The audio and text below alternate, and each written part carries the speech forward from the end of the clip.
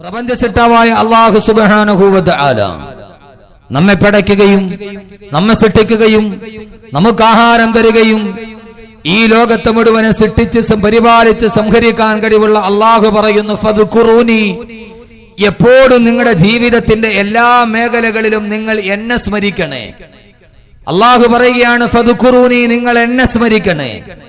അത് കുറുക്കും, നിങ്ങൾ എന്നെ ഓർത്താൽ അത് കുറുക്കും, എപ്പോഴും നിങ്ങളെ ഞാനും ഓർത്തുകൊള്ളാം. വഷ്കുറൂലി, നിങ്ങൾ എന്നോട് നന്ദി കാണിക്കണം, നിങ്ങൾ എന്നോട് കൃതജ്ഞത കാണിക്കണം. വലാ തക്ഫുറൂൻ, നിങ്ങൾ എന്നോട് കൃതജ്ഞത കാണിക്കാൻ പാടില്ല. ഈ ഒരു സൂക്തം എന്റെ മനസ്സിന് വല്ലാതെ ഉടക്കി നിന്നു. കാരണം ലോകത്തിന്റെ മുഴുവന് സിട്ടാവായ അല്ലാഹു സുബ്ഹാനഹു വ തആല ദൈവം തമ്പുരാൻ തന്റെ അടിമകളോട് ഇത്രത്തോളം കാരുണ്യത്തോടെ സംസാരിക്കുമോ? ഒരു ഉടമ തന്റെ അടിമകളോട് ഇത്രത്തോളം സ്നേഹവാത്സല്യത്തോടെ പറയുമോ? ഫദ്കുറൂനി, എപ്പോഴൊക്കെ നിങ്ങൾ എങ്ങളെ ഓർക്കുമോ, എപ്പോഴും നിങ്ങൾ എന്നെ ഓർക്കണം. അപ്പോഴെല്ലാം അത് കുറുക്കും, നിങ്ങളെ ഞാൻ ഓർത്തുകൊള്ളാം. നിങ്ങൾ എപ്പോഴെന്നെ സ്മരിച്ചാലും എന്റെ സ്മരണയിൽ നിന്ന് നിങ്ങൾ മാറിപ്പോവുകയില്ല എന്ന് ഇത്രത്തോളം സ്നേഹത്തോടെ പ്രപഞ്ച സിട്ടാവായ മനസ്സിട്ടാവായ അല്ലാഹു പറയുന്നത് കേട്ടപ്പോ ആ ദൈവത്തിന്റെ സ്നേഹത്തിന്റെ മുന്നിൽ ഞാൻ വല്ലാതെ തലകുനിച്ചു പോയി എന്ന് പറഞ്ഞത് ഒരു മുസ്ലിം ആയിരുന്നില്ല. അല്ലാഹുവിനെ പരിചയപ്പെടുത്തുമ്പോൾ സമാദരണീയനായ സഹിഷ്ണുതയോടെ സഹകരണത്തോടെ നമ്മെ സമീപിച്ച ഒരു ഹൈന്ദവ സഹോദരന്റെ വാക്കുകളിലൂടെ ഞാൻ തുടങ്ങിയത്, അദ്ദേഹത്തിന്റെ മനസ്സിൽ പോലും മുസ്ലിമായി ജനിച്ചവനല്ല, മുസ്ലിമായി മരിച്ചവനല്ല, മുസ്ലിമായി ജീവിച്ചവനല്ല. എന്നിട്ട് പോലും ഒരു മനുഷ്യൻ, ഒരു ഹൈന്ദവ സഹോദരനും അള്ളാഹുവിന്റെ സ്നേഹവും തന്റെ അടിമകളോടുള്ള സാമീപ്യവും മനസ്സിലാക്കാൻ അറബി പദത്തിന്റെ അർത്ഥമറിയാതെ മലയാളത്തിന്റെ പദാനുപദം ഒടിയെ മുൻപിൽ വെച്ചുകൊണ്ട് സംസാരിക്കുമ്പോ, അള്ളാഹുവിന്റെ ഖുർആനിനെ പഠിക്കുമ്പോ അയാൾക്ക് പോലും മനസ്സിലായിരുന്നുവെങ്കിൽ, എന്റെ പ്രിയപ്പെട്ട സഹോദരങ്ങളെ, തൗഹീദ് എന്ന പ്രവിശാലമായ ഒരു വിഷയം അള്ളാഹുവിന്റെ വിശുദ്ധമായ ഖുർആനിന്റെ പ്രഥമ സൂക്തം മുതൽ വിശുദ്ധമായ ഖുർആന്റെ സൂറത്തുൽ ഫാത്തിഹയിൽ ആദ്യം പറയുന്ന വിശുദ്ധമായ സൂക്തം മുതൽ നിങ്ങളൊന്ന് ആലോചിച്ചു നോക്കുക. അള്ളാഹുവിന്റെ വിശുദ്ധമായ ഖുർആനിന്റെ തുടക്കവും ഏകത്വമാണ്. അള്ളാഹുവിന്റെ വിശുദ്ധമായ ഖുർആന്റെ ഒടുക്കവും തൗഹീദിലാണ് അവസാനിക്കുന്നത്. അള്ളാഹുവിന്റെ വിശുദ്ധമായ ഖുർആനിൽ ആദ്യത്തെ അധ്യായത്തിന്റെ ആദ്യത്തെ പ്രഥമ സൂക്തം നിങ്ങൾ ആവർത്തിച്ച് ഒരു ദിവസം 17 പ്രാവശ്യം പാരായണം ചെയ്യുമ്പോ അല്ലാഹു സുബ്ഹാനഹു വ തആല നമ്മളോട് ആദ്യമായി വിശുദ്ധമായ ഖുർആൻ തുറക്കുമ്പോ സൂറത്തുൽ ഫാത്തിഹയുടെ ആദ്യത്തെ സൂക്തം ബിസ്മില്ലാഹിർ റഹ്മാനിർ റഹീം എന്ന ബിസ്മി ഖുർആന്റെ പ്രവേശികയാണ്. ഖുർആനിലേക്ക് പ്രവേശിക്കാനുള്ള ബിസ്മി ഓതിക്കഴിഞ്ഞാൽ അല്ലാഹുവിന്റെ വിശുദ്ധമായ ഖുർആന്റെ ആദ്യത്തെ സൂക്തം ഏതാണ്? അൽഹംദുലില്ലാഹി റബ്ബിൽ ആലമീൻ. അല്ലാഹുവിന്റെ വിശുദ്ധമായ ഖുർആനിന്റെ ആദ്യം ഓതുമ്പോ അല്ലാഹു പറയുന്നു, നീ സ്മരിക്കേണ്ടത് എന്നെ കുറിച്ചിട്ടാണ്. അൽഹംദുലില്ലാഹി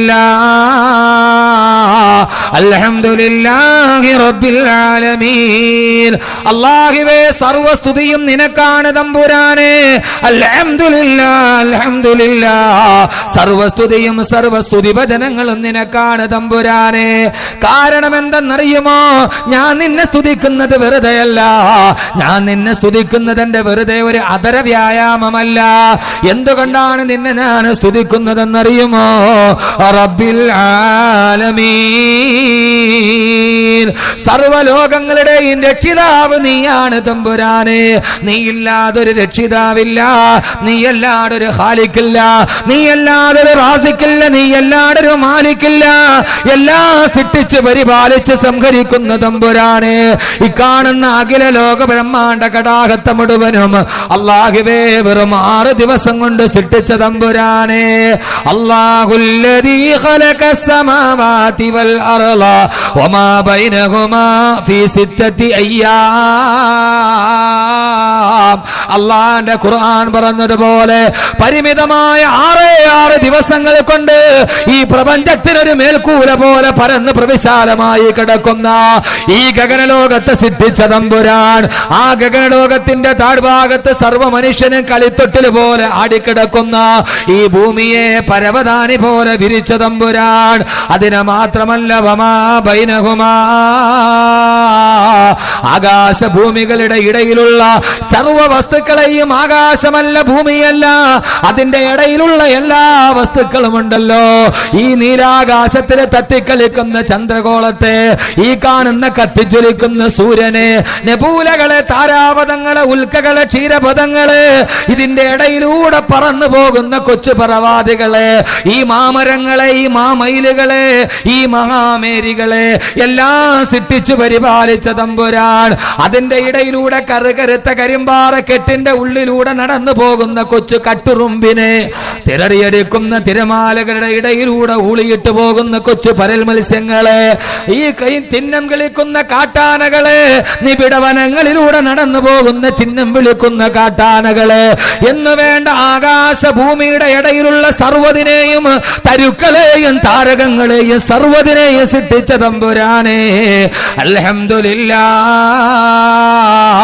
സർവസ്തുതിയും നിനക്കാണ് അല്ലാഹുവേ. എന്റെ ജീവിതത്തിൽ നിന്നെ ഓർക്കാതിരിക്കാൻ കഴിയുമോ?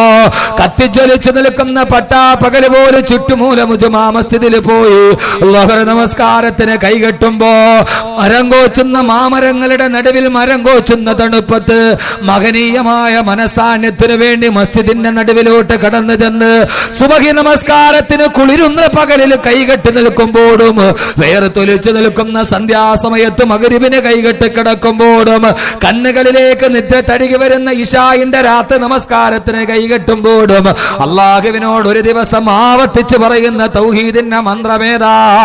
അൽഹംദുലില്ലാ. അല്ലാഹുവേ സർവസ്തുതിയും നിനക്കാണ് തമ്പുരാനെ. എന്റെ ജീവിതത്തിന്റെ എല്ലാ മേഖലകളിൽ, എന്റെ അടക്കങ്ങളിൽ, എന്റെ അനക്കങ്ങളിൽ, എന്റെ ചേട്ടകളിൽ, എന്റെ നിശ്ചേട്ടകളിൽ, എന്റെ വികാരങ്ങളിൽ, എന്റെ വിചാരങ്ങളിൽ, എന്റെ കിടപ്പുകളിൽ, എന്റെ ഇരിപ്പുകളിൽ, എന്റെ നിശ്വാസങ്ങളിൽ, എന്റെ ആശ്വാസങ്ങളിൽ, അല്ലാഹുവേ സർവമേഖലകളിലും, അത് എപ്പോഴൊക്കെയാകട്ടെ, എന്റെ വ്യതകളിലാകട്ടെ, എന്റെ ശ്രദ്ധകളിലാകട്ടെ, എന്റെ ആവലാദികളിലാകട്ടെ, എന്റെ വേവലാദികളാകട്ടെ, എന്റെ ആദിയും എന്റെ വ്യാധിയും എന്റെ ആവലാദിയും എന്റെ വേവലാദിയും, എന്റെ വ്യതകളും എന്റെ ശ്രദ്ധകളും എന്റെ വൈഷമ്യങ്ങളും എന്റെ വൈക്ലഭ്യങ്ങളും എന്റെ വൈതരണികളും, അല്ലാഹുവേ എന്റെ സന്തോഷങ്ങളിലും എന്റെ സന്താപങ്ങളിലും എന്റെ സുഖങ്ങളിലും എന്റെ ദുഃഖങ്ങളിലും പടച്ച തമ്പുരാനെ, ഇലാഹായ തമ്പുരാനെ, ഒരു നിമിഷമെങ്കിലും ജീവവായു നഷ്ടപ്പെട്ടു പോയാലും നിന്നെക്കുറിച്ച് മറക്കാൻ കഴിയുമോ? നിന്നെ നിരാകരിക്കാൻ കഴിയുമോ? അല്ലാഹുവിനെ മാറ്റി നിർത്താൻ കഴിയുമോ? ചുണ്ടുകളിലും മനസ്സുകളിലും ഒരേപോലെ തത്തിക്കളിക്കേണ്ട അല്ലാഹുവിന്റെ സ്മരണയാണ് ഏറ്റവും വലിയ തൗഹീദെന്ന് ലോകത്ത് നമുക്ക് പഠിപ്പിച്ചു തന്നതാരെന്നറിയോ? അല്ലാഹുവിന്റെ വിശുദ്ധ ഖുർആൻ. നിസ്കാരത്തിൽ നിൽക്കുമ്പോൾ റബ്ബിനെ ഓർക്കണേ. ഖുർആൻ ഓതാൻ തുടങ്ങിയാൽ ആദ്യം റബ്ബിനെ കുറിച്ച് പറയണേ. ആ ഖുർആൻ സൂറത്തുൽ ഫാത്തിഹയിലെ തൗഹീദിന്റെ മന്ത്രം നമ്മോട് പറയാൻ പഠിപ്പിച്ചിട്ട് സൂറത്തുൽ ബഖറയിലോട്ട് വരുമ്പോൾ പഠിപ്പിക്കുന്നത് എന്താ? അലിഫ് ലാം മീം ദാലികൽ കിതാബു ലാ റൈബ ഫീഹി ഹുദൽ ലിൽ മുത്തഖീൻ. സൂറത്തുൽ ഫാത്തിഹ കഴിഞ്ഞാൽ രണ്ടാമത്തെ സൂറത്ത് തുടങ്ങുന്നു സൂറത്തുൽ ബഖറ. അലിഫ് ലാം മീം. ഈ മൂന്നക്ഷരത്തിന്റെ അർത്ഥം അല്ലാഹുവേ, അല്ലാഹുവേ നിനക്കല്ലാതെ മറ്റാർക്കും അറിയില്ല. ഞാൻ അംഗീകരിക്കുന്ന തമ്പുരാനെ. സഹോദരങ്ങളെ, ഈ അക്ഷരത്തിന് പൂർണ്ണ വ്യാഖ്യാനം പറയാൻ ഇതേവരെ ലോകം കണ്ട പണ്ഡിത പടുക്കൾക്ക് പോലും കഴിഞ്ഞിട്ടില്ല. അല്ലാഹു അഅലമു ബിമുറാദിഹി ബിദാലിക. ഇതുകൊണ്ട് എന്താണ് ഉദ്ദേശിക്കുന്നതെന്ന് റബ്ബിനെ അറിയൂ. ഈ ഗ്രാവിറ്റി കണ്ടുപിടിക്കാൻ കഴിഞ്ഞേക്കാം, എല്ലാം കണ്ടുപിടിക്കാൻ കഴിഞ്ഞേക്കാം. ജനിതക കോഡിന്റെ രഹസ്യ കോഡ് പോലും ഡാവിഞ്ചിയുടെ ജനിതക കോഡിന്റെ രഹസ്യം കണ്ടുപിടിച്ചേക്കാം. ഡാവിഞ്ചിയുടെ ജനിതക കോഡിന്റെ രഹസ്യം കേംബ്രിഡ്ജ് സർവകലാശാലയിലെ ശാസ്ത്രജ്ഞന്മാര് കണ്ടുപിടിച്ചപ്പോ അന്നത്തെ അമേരിക്കൻ പ്രസിഡന്റ് ബിൽ ക്ലിന്റൺ പറഞ്ഞതെന്തെന്നറിയുമോ? ആരും കണ്ടുപിടിക്കാത്ത ഡാവിഞ്ചിയുടെ ജനിതക കോഡിന്റെ രഹസ്യം കണ്ടുപിടിച്ചപ്പോ അന്ന് വൈറ്റ് ഹൗസിന്റെ നടുവിലിരുന്നിട്ട് ബിൽ ക്ലിന്റൺ പറഞ്ഞത് എന്തെന്നറിയുമോ? ദൈവത്തിന്റെ രഹസ്യ ഭാഷ പലതും മനുഷ്യൻ കാണാൻ തുടങ്ങി. ദൈവത്തിന്റെ രഹസ്യ ഭാഷ വായിക്കാൻ മനുഷ്യനെ കഴിയാൻ തുടങ്ങി. ഇനി ദൈവം ഒളിപ്പിച്ചു വെച്ച പലതും ഞങ്ങൾ കണ്ടുപിടിക്കുമെന്ന് പറയുമ്പോ അല്ലാഹുവിന്റെ ഖുർആൻ പറഞ്ഞു, ഇല്ലടാ നിനക്ക് കഴിയില്ല. ഇതിന്റെ വ്യാഖ്യാനം പറയാൻ അല്ലാഹുവിനല്ലാതെ മറ്റാർക്കും കഴിയില്ലെന്ന് അല്ലാഹുവിന്റെ വിശുദ്ധ ഖുർആൻ. ഖുർആൻ നിവർത്തിയാല് തൗഹീദിന്റെ മന്ത്രമായുമോ? പിന്നീട് ആല ഇമ്രാൻ വരുമ്പോ, സൂറത്തുൽ നിസാ വരുമ്പോ, സൂറത്തുൽ മായിദ വരുമ്പോ, മായിദ കടന്ന് അഹ്റാഫ് കടന്ന് അൻആം കടന്ന് യൂനുസ് കടന്ന് ഹിജ്റ കടന്ന് ഇബ്രാഹിം കടന്ന് അങ്കബൂത്ത് കടന്ന് അഹ്സാബ് കടന്ന് കലം കടന്ന് അലക്ക് കടന്ന് 114-ാമത്തെ അധ്യായത്തിലെത്തുമ്പോഴും അല്ലാഹുവിന്റെ ഖുർആൻ സമാപിക്കുന്നത് എങ്ങനെയാ? ഖുൽ അഊദു ബിറബ്ബിന്നാസ് മലിക്കിന്നാസ് ഇലാഹിന്നാസ് മിന ശർരിൽ വസ്വാസിൽ ഖന്നാസ്. സർവജനങ്ങളുടെയും റബ്ബിനെ കൊണ്ടിട്ട് നീ കാവലിനെ തോദിക്കുന്നു അല്ലാഹുവിന്റെ വിശുദ്ധ ഖുർആൻ. ഇതിനേക്കാളും വലിയ തൗഹീദ് എന്താ ഉള്ളത്? അല്ലാഹുവിന്റെ ഖുർആൻ ആദ്യത്തെ ആയത്തിൽ പഠിപ്പിച്ചു അൽഹംദുലില്ലാഹി റബ്ബിൽ ആലമീൻ, അല്ലാഹനെ പഠിക്കീൻ. ഏറ്റവും അവസാനത്തെ ആയത്ത് അവസാനിപ്പിച്ചത് എങ്ങനെയാ? കുൽ അഊദു ബിറബ്ബിന്നാസ്, സർവജനങ്ങളുടെയും റബ്ബ്, ഒരാളുടെ മാത്രമല്ല, എല്ലാ ജനങ്ങളുടെയും റബ്ബ്.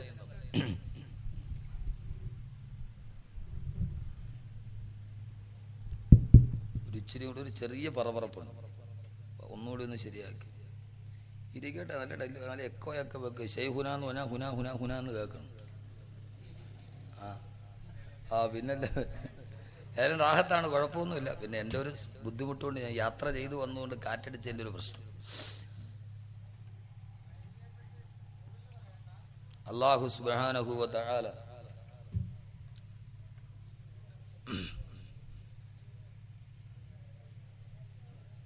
അവിടെ എല്ലാവരും കേൾക്കണം, എല്ലാവരും കേൾക്കണം. അല്ലാഹു സുബ്ഹാനഹു വ തആല അതുകൊണ്ട് അല്ലാഹുവിനെ പഠിക്കാൻ ലോകത്ത് ആദ്യമായി നമ്മോട് പറഞ്ഞത് അല്ലാഹുവിന്റെ വിശുദ്ധമായ ഖുർആനാണ്. ഖുർആനിന്റെ തുടക്കം മുതൽ ഒടുക്കം വരെ, അള്ളാഹുവിന്റെ ഖുർആന്റെ തുടക്കം മുതൽ ഒടുക്കം വരെ അല്ലാഹു സുബ്ഹാനഹു വ തആല അവനെ കുറിച്ച് പഠിപ്പിക്കുമ്പോ, എന്റെ പ്രിയപ്പെട്ട സഹോദരങ്ങളെ, അള്ളാഹുവിന്റെ ഖുർആൻ പറഞ്ഞത് കേൾക്കുക. ഫദ്കുറൂനി, നിങ്ങൾ എന്നെ ഓർക്കീൻ, അത് കുറുക്കും നിങ്ങളെ ഞാനും ഓർക്കാം. എന്റെ പ്രിയപ്പെട്ട സഹോദരങ്ങളെ, സഹോദരിമാരെ, നമ്മൾ അള്ളാഹനെ ഓർക്കുന്നത് ഏതൊക്കെ സമയത്താ നമ്മൾ അള്ളാഹനെ ഓർക്കുന്നത്? അള്ളാഹുവിന്റെ തിരിച്ചുള്ള വാഗ്ദാനം എന്താ? നിങ്ങൾ ഓർക്കീൻ, നിങ്ങളെ ഞാൻ ഓർക്കാം. നമുക്ക് വൺ വേ ആണ്. നമ്മൾ എപ്പോഴും പറയണം അള്ളാഹ് എന്റെ കാര്യം ഓർക്കുന്നില്ല. നമ്മൾ അള്ളാഹനെ എത്രത്തോളം ഓർക്കുന്നുണ്ട്? 24 മണിക്കൂറിന്റെ ഉള്ളിൽ ഏറ്റവും കുറഞ്ഞത് ഒരു 25 മിനിറ്റ്, അത് തന്നെ അള്ളാഹിനെ കുറിച്ചുള്ള ഓർമ്മയൊക്കെ വളരെ വിരളമാണ്, നിസ്കാരത്തിലാണെങ്കിൽ പോലും. അള്ളാഹുവിനെ നമ്മൾ ജീവിതത്തിൽ ഓർക്കുന്ന ഏതൊക്കെ ഭാഗങ്ങളിലാ? ഇല്ല. യഥാർത്ഥ തൗഹീദ് അറിയണമെങ്കിൽ ആ അള്ളാഹുവിനെ കുറിച്ചുള്ള വിശ്വാസം, ചിന്ത എവിടെയൊക്കെ ഉണ്ടാകണമെന്ന് ഖുർആൻ പറയുന്നുണ്ട്. ഞാൻ പറയുന്നത് ആകാശമോ ഭൂമിയോ ശാസ്ത്രമോ ഒന്നുമല്ല. നമ്മുടെ ജീവിതത്തിന്റെ നിത്യജീവിതത്തിൽ നാം അനുഭവിക്കുന്ന കാര്യങ്ങളിൽ അള്ളാഹുവിനെ നാം എങ്ങനെയാണ് സമീപിക്കുന്നത്? അള്ളാഹിനെ കുറിച്ചുള്ള ചിന്ത എന്താ? നമ്മൾ അള്ളാഹിനെ ഓർക്കുന്നത് എങ്ങനെയാ? ഒരാളെ കാണുമ്പോൾ നമ്മൾ ചോദിക്കും അസുഖമൊക്കെ എങ്ങനെയുണ്ട്? എന്തു പറയാനാ എൻ്റെ പൊന്നുസ്താദെ, അസുഖമൊക്കെ വന്നിട്ട് അമൃതയിൽ പോയി ചികിത്സിച്ചു, കുറവില്ല. ചെന്നൈ അപ്പോളോയിൽ പോയി, കുറവില്ല. അമൃതയിൽ വന്നു, കുറവില്ല. അവിടെ നിന്ന് പിന്നെ തിരുവനന്തപുരം കിംസിൽ ചികിത്സിച്ചു, കുറെ പൈസ പോയതല്ലാതെ ഒരു കുറവുമില്ല. അവസാനം എല്ലായിടത്തും ചികിത്സിച്ചു, ഒരു കുറവുമില്ല. ഇപ്പം നാട്ടിലെ ഒരു നാട്ടുവൈദ്യന്റെ ചികിത്സയിലാണ്, അതിനും വലിയ കുറവൊന്നുമില്ല. ഇനിയിപ്പോൾ ഒറ്റ കാര്യമുള്ളൂ, ഇനിയുള്ള കാര്യം അള്ളാഹ് നോക്കട്ടെ. നമ്മൾ അള്ളാഹിനെ ഓർക്കുന്ന എപ്പോഴാ? ലോകത്ത് എല്ലാം കഴിഞ്ഞതിന് ശേഷം. അള്ളാഹ് നാട്ടുവൈദ്യം ചികിത്സിച്ചിട്ട് ഒരു ശിഫായും ഇല്ല. ഇനിയിപ്പോൾ എന്തേ ഉള്ളൂ? ഇനിയിപ്പോൾ അള്ളാഹേ ഉള്ളൂ ബാക്കി. എൻ്റെ പൊന്നു സഹോദര, നാട്ടിലെ നാട്ടുവൈദ്യനേക്കാൾ താഴെയാണോ അള്ളാഹ്? അല്ലെ, യഥാർത്ഥത്തിൽ ഒന്ന് നിങ്ങൾ ചിന്തിച്ചു നോക്കി. ഒരു രോഗം വന്നാൽ എല്ലാവരും കൈവിട്ട് കഴിയുമ്പോൾ നമ്മൾ ഏറ്റവും അവസാനം നമ്മൾ ചിന്തിക്കും ഇനിയിപ്പോൾ അള്ളാഹിനെ ഏൽപ്പിക്കുക, അള്ളാഹിനോട് പറയാം, അതല്ലാതെ വേറൊരു വഴിയില്ല. യഥാർത്ഥത്തിൽ അങ്ങനെയാണോ അള്ളാഹുവിനെ കുറിച്ച് നമ്മൾ ചിന്തിക്കേണ്ടത്? നമ്മുടെ ജീവിതത്തിൽ ഒരു സുഖം വരുമ്പോൾ നമ്മൾ അള്ളാഹുവിനെ എത്രത്തോളം ചിന്തിക്കുന്നു? നമ്മുടെ ജീവിതത്തിൽ ആ സുഖത്തിന് പകരം ഒരു ദുഃഖം വരുമ്പോ ആ ജീവിതത്തിന്റെ സുഖദുഃഖങ്ങളിൽ അള്ളാഹുവിനോട് നമ്മൾ എങ്ങനെയാണ് പ്രതികരിക്കുക? അള്ളാഹുവിന്റെ വിശുദ്ധമായ ഖുർആൻ ജീവിതത്തിൽ വല്ലാതെ പരീക്ഷിക്കപ്പെട്ട ഒരു പ്രവാചകന്റെ സംഭവം പറയുന്നു. വിശുദ്ധമായ ഖുർആൻ സൂറത്തു സ്വാദ് ഒന്ന് നന്നായി കേൾക്കുക. നമ്മുടെ ജീവിതത്തിൽ നമുക്ക് ഏറെ അറിയാനുള്ള, നമുക്ക് ഏറെ പഠിക്കാനുള്ള, അള്ളാഹുവിന്റെ വിശുദ്ധമായ ദീനിനെ കുറിച്ച് അറിയാനുള്ള ഏറ്റവും പ്രധാനപ്പെട്ട ഒരു സംഭവം അള്ളാഹുവിന്റെ വിശുദ്ധമായ ഖുർആൻ പറയുന്നത് കേൾക്കുക. وَاذْكُرْ عَبْدَنَا أَيُّوبَ إِذْ نَادَىٰ رَبَّهُ أَنِّي مَسَّنِيَ الشَّيْطَانُ بِنُصْبٍ وَعَذَابٍ. അള്ളാഹുവിന്റെ വിശുദ്ധമായ ഖുർആൻ പറയുകയാണ്, وَاذْكُرْ عَبْدَنَا أَيُّوبَ, എന്റെ അടിമയായ അയ്യൂബിനെ നിങ്ങളൊന്ന് സ്മരിക്കുമോ? അയ്യൂബ് നബി അലൈഹിസ്സലാത്തു വസ്സലാമിന്റെ ജീവിതം നിങ്ങളൊന്ന് ചിന്തിക്കുമോ? അള്ളാഹുവിന്റെ ഖുർആൻ പറഞ്ഞ, അള്ളാഹുവിന്റെ വിശുദ്ധമായ ഖുർആൻ പറഞ്ഞ അയ്യൂബ് നബി അലൈഹിസ്സലാത്തു വസ്സലാമിന്റെ ജീവിതം ഒന്ന് ചിന്തിക്കാൻ അള്ളാഹുവിന്റെ പ്രവാചകനായ അയ്യൂബ് നബി ആ ജീവിതത്തിലൂടെ ഒന്ന് കടന്നു പോയാൽ നമ്മളും അള്ളാഹും തമ്മിലുള്ള ബന്ധത്തിന്റെ ആഴം എത്രത്തോളമാണ്, എവിടെയാണ് നമ്മുടെ ജീവിതത്തിന്റെ ചിന്തകൾക്ക് ഭ്രംശം സംഭവിച്ചു പോയത്, അള്ളാഹുവിനെ മനസ്സിലാക്കുന്നതിൽ എവിടെയാണ് പിഴവ് വന്നു പോയത്? ബഹുമാനപ്പെട്ട അയ്യൂബ് നബി അലൈഹിസ്സലാത്തു വസ്സലാം ആ നാട്ടിലെ രാജാവായിരുന്നു അയ്യൂബ് നബി. അല്ലാഹു സുബ്ഹാനഹു വ തആല ധാരാളം അനുഗ്രഹം വാരിക്കോരി കൊടുത്ത പ്രവാചകനാണ് അയ്യൂബ് നബി അലൈഹിസ്സലാത്തു വസ്സലാം. ആ നാട്ടുകാരുടെ മുഴുവൻ സ്നേഹാദരങ്ങൾ ഏറ്റുവാങ്ങി സുന്ദരമായ ജീവിതത്തിന്റെ നടുവിൽ അയ്യൂബ് നബി അലൈഹിസ്സലാത്തു വസ്സലാം സുഭിക്ഷതയിൽ കഴിയുകയാണ്. ധാരാളം സമ്പത്ത് കൊടുത്ത് അല്ലാഹു അനുഗ്രഹിച്ച പ്രവാചകനാണ്. ജീവിതത്തിന്റെ എല്ലാ നന്മകളും കൊടുത്ത പ്രവാചകനാണ്.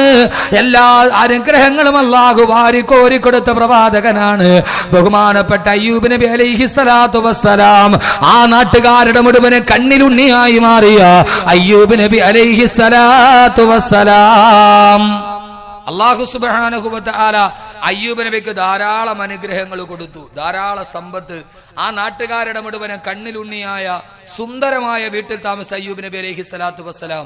അയ്യൂബ് നബി അലൈഹിസ്സലാത്തു വസ്സലാമിന് ധാരാളം ഭാര്യമാരുണ്ടായിരുന്നു. എന്താ അവിടെ ഒരു പ്രശ്നം? എന്താ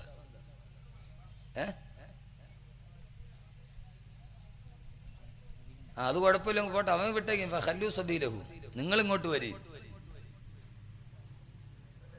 ഞാൻ കഴിഞ്ഞ ആഴ്ച റാന്നീര് പോകാന്ന് പറഞ്ഞു. അവന് ലോട്ടറി ഹറാമാണ്. ഒരാളെ എന്റെ പൊന്നുസ്താദ് എന്റെ വയറ്റി പഴപ്പം മുട്ടിക്കരുത്, എന്റെ ലോട്ടറി കച്ചവടക്കാരന്. ഇനി അയാൾക്ക് വേണ്ടി വാത് പറയാൻ എനിക്ക് പറയാൻ പറ്റും? എന്നാ പിന്നെ മോട്ടെ, നിനക്ക് മാത്രം ഹലാലാണെന്ന് പറയാൻ പറ്റുമോ? കഴിയില്ലല്ല. ഞാൻ വാത് പറഞ്ഞോണ്ട് എനിക്ക് പരസ്യമായിട്ട് ഒരാൾ സ്റ്റേജിൽ നിന്ന് അറിയണ്ട. എന്റെ പൊന്നുസ്താദെ, അയാളൊരു ക്രൈസ്തവ സഹോദരനാണ്. ധാരാളം ആളുകൾ കേൾക്കാണ് പൊന്നുസ്താദെ, അത് മാത്രം പറയരുത്. അല്ലാഹു സുബ്ഹാനഹു വ തആല പിന്നെ ഈ മദ്യഭാഗത്ത് നിന്നുണ്ടല്ലോ, പിന്നെ ഭയങ്കര പേടി അള്ളാനെ. അത് നിങ്ങൾ കണ്ടിട്ടില്ലേ? ഈ കള്ള് കുടിച്ചു കഴിഞ്ഞാൽ അവൻ റോഡിൽ കൂടെ വന്നാല്, പള്ളി കണ്ടാല് അപ്പുറത്ത് കാണുമ്പോഴേ ചെരുപ്പൂരി കൈ പിടിക്കും, മുണ്ടൊക്കെ കഴിച്ച് താഴെ ഇട്ട് അവിടെ അവൻ റുക്കൂയിലേ നടന്നു പോകും. എന്നാൽ അവന് സ്വബോധമുള്ള സമയത്താ പള്ളിയുടെ മുമ്പിൽ കൂടെ നടന്നു പോയാൽ മുണ്ടൊക്കെ അങ്ങ് തട്ടുപൊക്കി കൊടുക്കും. ഇനി പള്ളിയിലെ ഖത്തീബ് എങ്ങാനും അറിയാതെ പോട്ടിക്കോ എന്ന് ഇച്ചിരി കൂടെ പൊക്കി കാണിച്ചു കൊടുക്കും. ഇത് അകത്ത് ചെന്ന് കഴിഞ്ഞാൽ പിന്നെ ഭയങ്കര പേടിയാണ്. അവിടെ എത്തിയാക്കണ്ട കള്ളുകുടീനെ കണ്ടില്ലേ, പള്ളി കണ്ടാൽ ഭയങ്കര ആദരവാണ്. അതൊരു പ്രത്യേക സ്വഭാവമാണ്. ഏതായാലും പോട്ടെ, എൻ്റെ പ്രിയപ്പെട്ട സഹോദരങ്ങളെ, അല്ലാഹു സുബ്ഹാനഹു വ തആല നമ്മെ നന്മകൾ കേൾക്കുന്ന സമൂഹമായി അല്ലാഹു സ്വീകരിക്കട്ടെ. എൻ്റെ സഹോദരങ്ങൾ, നല്ല ഒരു സദസ്സ് അല്ലാഹു വിശുദ്ധമായ ഖുർആൻ അല്ലാഹു പഠിക്കാൻ തൗഫീഖ് നൽകട്ടെ. ഞാൻ പറയുന്ന ഖുർആൻ മാത്രമാണ്. ഫി ലൗഇൽ ഖുർആൻ, ഖുർആന്റെ വെളിച്ചത്തിലൂടെ, ഫി ദിലാലിൽ ഖുർആൻ, ഖുർആന്റെ തണലിലൂടെ നമ്മുടെ നിത്യജീവിതം അത് അള്ളാഹുമായിട്ട് എത്രത്തോളം ബന്ധപ്പെട്ട് കിടക്കുന്നു, നമ്മൾ എത്ര നന്ദിയുള്ളവരാണ് അള്ളാഹുവിനോട്, തൗഹീദ് എന്താണ് എന്ന് നമ്മുടെ നിത്യജീവിതത്തിന്റെ നിതാന്ത വേദനകളുടെ നടുവിൽ ഒരു നെരിപ്പോടായി പായി പോകുന്ന ജീവിതത്തിലൂടെ നടന്നു പോകുമ്പോൾ പലപ്പോഴും അള്ളാഹുവിനോടുള്ള അടിമകളായ നമ്മുടെ സമീപനം എങ്ങനെയാണെന്ന് അയ്യൂബ് നബിയുടെ ജീവിതത്തിലൂടെ പഠിക്കാം. ഖുർആൻ ധാരാളം സംഭവങ്ങൾ പറയുന്നുണ്ട്. ഇൻഷാ അല്ലാഹ് നമുക്ക് സംസാരിക്കാം. അള്ളാഹു ആരോഗ്യം നിലനിർത്തി തരുമാറാകട്ടെ. ഒരു പരിപാടി കഴിഞ്ഞൊരു 120 കിലോമീറ്റർ സഞ്ചരിച്ച് ഇവിടം വരെ വന്നതിൻ്റെ വിഷമം എനിക്കുണ്ട്. എന്നാൽ നിങ്ങളൊന്ന് നന്നായിട്ട് സഹകരിച്ചാൽ അത് മറികടക്കാൻ കഴിയും എന്നാണ് എൻ്റെ പ്രതീക്ഷ. അയ്യൂബ് നബി അലൈഹി സ്വലാത്തു വസ്സലാം ധാരാളം അനുഗ്രഹങ്ങളുണ്ട്, ധാരാളം സമ്പത്ത് അല്ലാഹു വാരിക്കോരി കൊടുത്തു. നാട്ടുകാരുടെ മുഴുവനും കണ്ണിലുണ്ണിയായിരുന്നു. ബഹുമാനപ്പെട്ട അയ്യൂബ് നബി അലൈഹി സ്വലാത്തു വസ്സലാമിന് ധാരാളം ഭാര്യമാരുണ്ടായിരുന്നു. അയ്യൂബ് നബി അലൈഹി സ്വലാത്തു വസ്സലാമിന് ധാരാളം ഭാര്യമാരുണ്ടായിരുന്നു. ഇത് കേട്ടിട്ട് അത് അയ്യൂബ് നബി അലൈഹി സ്വലാത്തു വസ്സലാമിന്റെ കാലഘട്ടത്തിലാണ്. അയ്യൂബ് നബിക്ക് ധാരാളം ഉണ്ടെങ്കിൽ എന്നാൽ പിന്നെ എനിക്ക് ഒന്നുകൂടി ആകാമെന്ന് പറഞ്ഞ് നാളെ കോഴിക്കോട് ബാസിന്റെ കൈ കാണിക്കരുത്. അത് അന്നത്തെ ശരീഅത്തിന്റെ ആ കാലഘട്ടത്തിന്റെ ചില നിബന്ധനകളൊക്കെ ഉണ്ട്. അപ്പൊ അയ്യൂബ് നബി അലൈഹി സ്വലാത്തു വസ്സലാമിന് ധാരാളം ഭാര്യമാരുണ്ടായിരുന്നു. അതുകൊണ്ട് തന്നെ അയ്യൂബ് നബിക്ക് ധാരാളം ഭാര്യമാരുണ്ടായിരുന്നത് കൊണ്ട് ധാരാളം ഭാര്യമാരുണ്ടായതുകൊണ്ട് അയ്യൂബ് നബിക്ക് ധാരാളം മക്കൾ ഉണ്ടായിരുന്നു. ധാരാളം മക്കൾ. അള്ളാഹു നമ്മുടെ മക്കളെ അള്ളാഹു സാലിഹ്യങ്ങളാക്കി തരട്ടെ. ധാരാളം മക്കളുണ്ടായിരുന്നു. അതൊരു വലിയ അനുഗ്രഹമാണ്. പക്ഷെ നമുക്ക് മക്കൾ വളരെ കുറവാണ്. കാരണം പണ്ടൊക്കെ എല്ലാം പേറായിരുന്നു, ഇപ്പം എല്ലാം കീറാണ്, സിസേറിയൻ. അതുകൊണ്ട് 2 or 3 ഒക്കെ പറ്റുള്ളൂ. ഇതാ ഗവൺമെന്റ് കോളേജിൽ എവിടെ ചേർത്തലയിലാണ്, ഇന്ന് രാവിലെ പത്രത്തിൽ കണ്ടില്ല, ഒരാഴ്ചക്കുള്ളിൽ എത്ര സിസേറിയൻ? ഒരു ദിവസം തന്നെ 11 സിസേറിയൻ. അത് വാശിക്കാണ് അവർ കീറണത്. ഒരു ഡോക്ടർ 2 എണ്ണം ചെയ്ത് ആ സമയം കൊണ്ട് ഞാൻ 3 എണ്ണം ചെയ്യും. എൻ്റെ പ്രിയപ്പെട്ട സഹോദരങ്ങളെ, ലോകത്തിന്റെ സാമൂഹ്യ അവസ്ഥ, ഓപ്പറേഷൻ ടേബിളിൽ മലർത്തിക്കിടക്കുന്ന മനുഷ്യജന്മത്തിനോട് പിടിവാശി കാണിക്കുന്ന വിവരമുണ്ടെന്ന് പറയുന്ന ഒരു സമൂഹത്തിന്റെ മുമ്പിൽ എന്തു പറയാനാ? നമ്മൾ കാണുന്നതല്ലേ, കശുമാവില് കായ്ച്ചു കിടക്കുന്ന ഈ പെരുവിരലിന്റെ, മനുഷ്യന്റെ പെരുവിരലിന്റെ വലിപ്പമില്ലാത്ത കശുവണ്ടിയുടെ വില പോലും മനുഷ്യനില്ല എന്ന ഒരു വലിയ സത്യത്തിന്റെ നടുവിലാണ് നമ്മൾ നിൽക്കുന്നത്. എൻഡോസൾഫാൻ എന്ന മാരകമായ കീടനാശിനി മനുഷ്യജന്മത്തെ തകർത്തെറിയുമ്പോൾ കാസർഗോഡിലെ കശുമാവിന് വേണ്ടി തളിക്കുന്ന സാധനമാണ് എൻഡോസൾഫാൻ. ആ കശുമാവില് ഈ കശുവണ്ടി കായ്ക്കാൻ വേണ്ടിയാണല്ലോ ഇതെല്ലാം ഉണ്ടാക്കണത്. ആ കശുവണ്ടിയുടെ വില പോലും മനുഷ്യന് കൽപ്പിക്കുന്നില്ല എന്ന് പറയുന്ന ഒരു ദുരവസ്ഥയിലല്ലേ നമ്മൾ നിൽക്കുന്നത്. കശുമാവിനാണല്ലോ അവിടെ തളിക്കുന്നത്. ധാരാളം കശുമാവുണ്ട് ഇവിടെ. ഈ സ്ഥലത്തിന്റെ പേരെന്തോ? ചുറ്റുമൂല.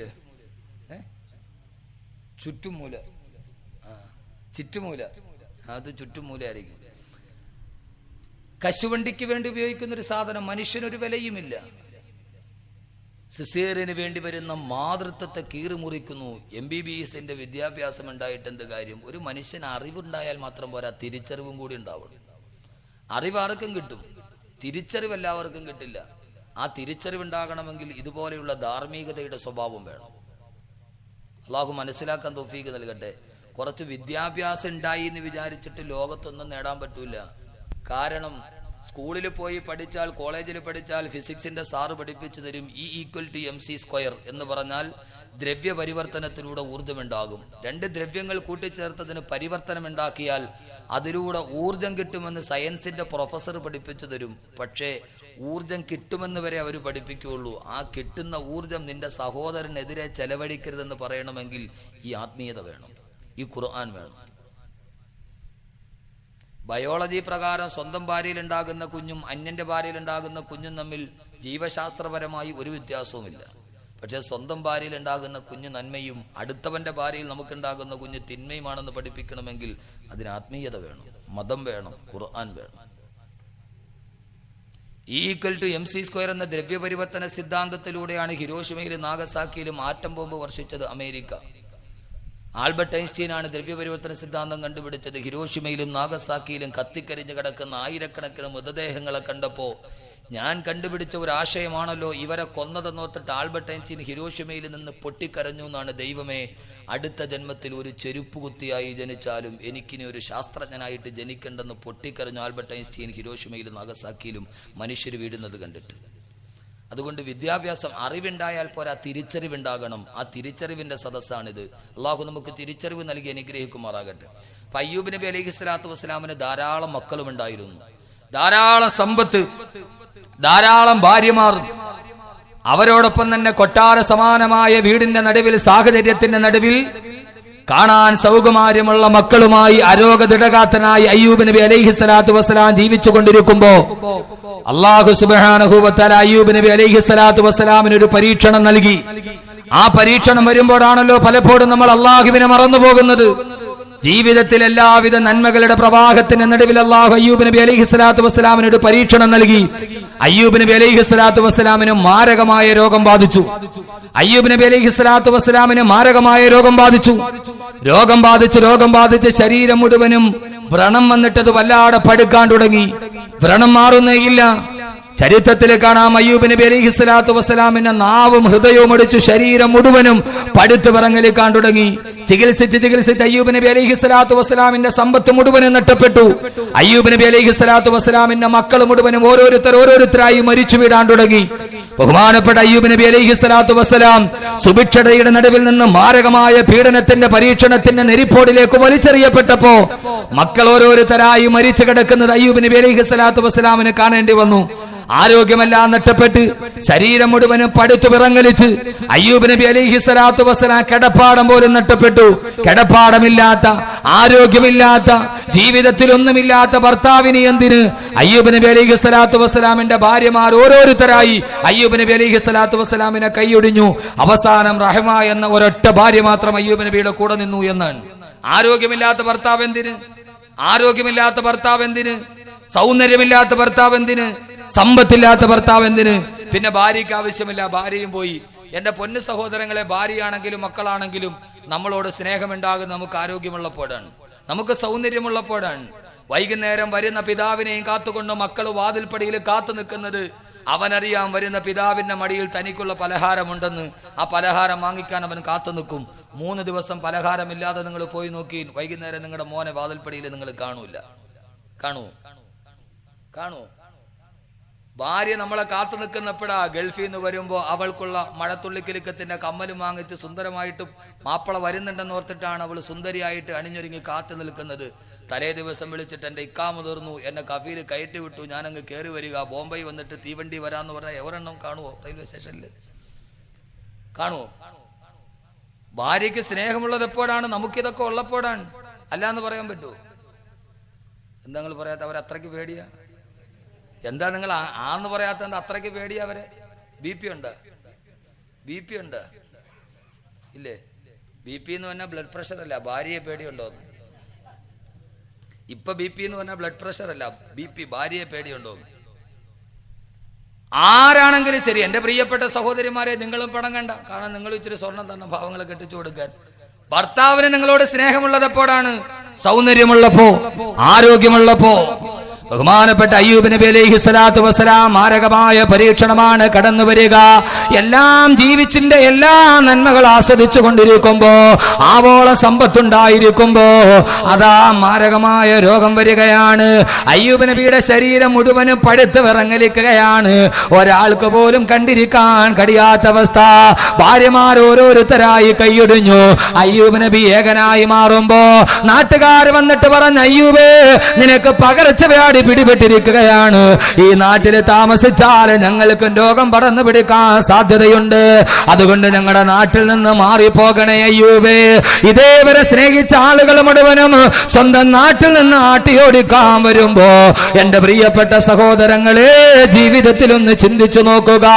എല്ലാ നന്മകളുടെ നടുവിൽ നിന്ന് താഴോട്ട് വീഴുമ്പോ ഒരേ ഒരു ഭാര്യ റഹ്മ ബീവി റളിയല്ലാഹു അൻഹയുടെ കൈ പിടിച്ചിട്ട് അയ്യൂബ് നബി അലൈഹിസ്സലാത്തു വസ്സലാം തന്നെ ആദരിച്ച മനുഷ്യരുടെ നടുവിലൂടെ ഒരാൾ പോലും തിരിഞ്ഞു നോക്കാനില്ലാതെ അയ്യൂബ് നബിയടാ നിബിഡമായ വനത്തിന്റെ നടുവിൽ ഒരു കൊച്ചു കൂരവുണ്ടാക്കിയിട്ട് അതിൽ താമസിക്കുകയാണ്.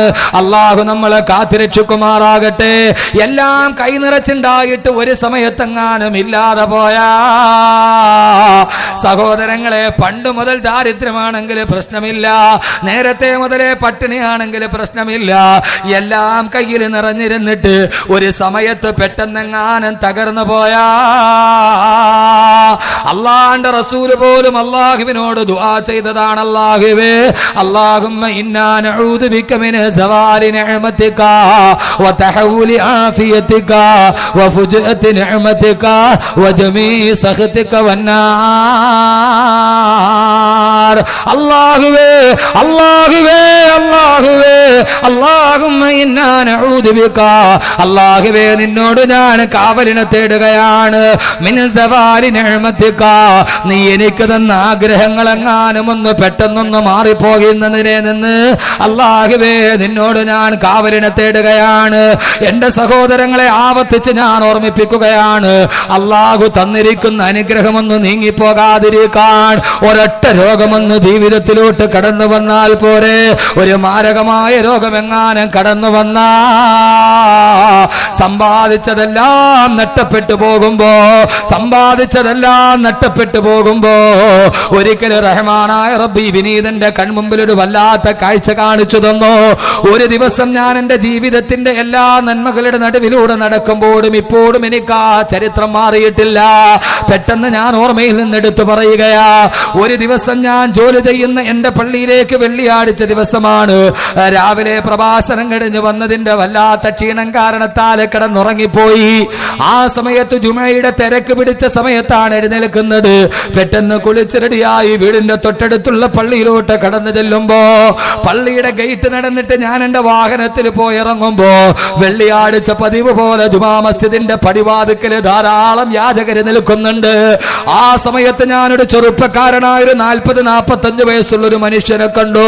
ഒരു വെള്ള തോർത്തുകൊണ്ട് തന്റെ വലത്തെ കവിള ഇങ്ങനെ പൊത്തിപ്പിടിച്ചുകൊണ്ട് നിൽക്കുന്ന ഒരു മനുഷ്യന് എന്നെ കണ്ടതേ വല്ലാത്ത പരിചയഭാവത്തോടെ അയാൾ ഓടി വന്നു. പക്ഷേ ജുമയ്ക്ക് കയറേണ്ട വല്ലാത്ത തിരക്ക് കാരണത്താൽ ഏതാണ്ട് സമയം ജുമയുടെ ബാങ്ക് വിളിക്കേണ്ട സമയമായി. തലേ ദിവസം ദീർഘമായ യാത്ര ചെയ്തതിന്റെ ആലസ്യമുണ്ട്. ആ സമയത്ത് ഞാൻ വാഹനത്തിൽ നിന്നിറങ്ങി എന്റെ റൂമിലോട്ട് കയറുമ്പോ അയാൾ ഓടി വന്നിട്ട് എന്നോട് സലാം പറഞ്ഞു. അദ്ദേഹം ചോദിച്ചു, ഉസ്താദേ കബീർ ഉസ്താദല്ലേ? ഞാൻ അതേ എന്ന് മറുപടി പറഞ്ഞു. ഉസ്താദിന് എന്നെ പരിചയമുണ്ടോ? പെട്ടെന്ന് ഞാൻ അദ്ദേഹത്തിന്റെ മുഖത്തോട്ട് സൂക്ഷിച്ചു നോക്കി. വലത്തെ കവിൾ ഭാഗത്തൊരു വെളുത്ത തോർത്തുകൊണ്ട് അമർത്തി പിടിച്ചിട്ടുണ്ട്. എന്താണെന്നറിയാതെ മുഖത്തോട്ട് നോക്കിയപ്പോൾ കവിളല് പോലും ഒട്ടിപ്പിടിച്ചൊരു പ്രാകൃത രൂപമാ. എനിക്ക് അദ്ദേഹത്തെ കണ്ടിട്ടൊരു പരിചയവും തോന്നിയില്ല. ഞാൻ പറഞ്ഞു, എനിക്ക് നിങ്ങളെ പരിചയം തോന്നുന്നില്ല. അദ്ദേഹം പറഞ്ഞു, ഒന്നുകൂടി സൂക്ഷിച്ചൊന്നു നോക്കൂ ഉസ്താദേ. എന്റെ പ്രിയപ്പെട്ട സഹോദരങ്ങളെ, എനിക്ക് വല്ലാത്ത ദേഷ്യം വന്നുപോയി. അള്ളാഹു പുറത്തു തരട്ടെ, ഞാൻ എന്റെ അവിവേകം കൊണ്ട് പറഞ്ഞതായിരിക്കാം. അദ്ദേഹം എന്നോട്, ഞാൻ സാധാരണ ചില പിരിവുകാർ വന്നിട്ട് പിരിവ് വാങ്ങിക്കാൻ വേണ്ടി കാണിക്കുന്ന ഒരു തന്ത്രമെന്നതിന്റെ അപ്പുറമൊന്നും ചിന്തിച്ചില്ല. അദ്ദേഹം എന്നോടൊന്ന് സൂക്ഷിച്ചു നോക്കൂ ഉസ്താദേ എന്ന് പറഞ്ഞപ്പോ ജുമയ്ക്ക് കയറേണ്ട തിരക്ക് കാരണത്താൽ ഒരു ഖത്തീബിന് തിരക്കുള്ള സമയമാണല്ലോ. എത്ര വലിയ ആളാണെങ്കിലും ചെറിയ ആളാണെങ്കിലും ആ സമയത്ത് എനിക്കൊരു വല്ലാത്ത ദേഷ്യം തോന്നിപ്പോയി മനസ്സിൽ. അള്ളാഹു പുറത്തു തരട്ടെ, എന്റെ അഹങ്കാരം കൊണ്ട് തോന്നിയതായിരിക്കാം. ഞാൻ പറഞ്ഞു, എനിക്ക് നിങ്ങളെ അറിയില്ല, എന്താ കാര്യമെന്ന് പറയാൻ പറഞ്ഞിട്ട് അദ്ദേഹത്തിന്റെ കൈയൊന്നുമല്ല തട്ടിമാറ്റി മുമ്പോട്ട് നടക്കുമ്പോ ആ മനുഷ്യൻ എന്തോ പിറുപിറുക്കുന്നത് ഞാൻ കേട്ടു. പെട്ടെന്ന് എന്റെ കാലടി അറിയാതെ പാദം അവിടെ തന്നെ ഉറച്ചുപോയി. നേരെ തിരിഞ്ഞ് ഞാൻ അദ്ദേഹത്തിന്റെ മുഖത്തോട്ട് നോക്കിയിട്ട്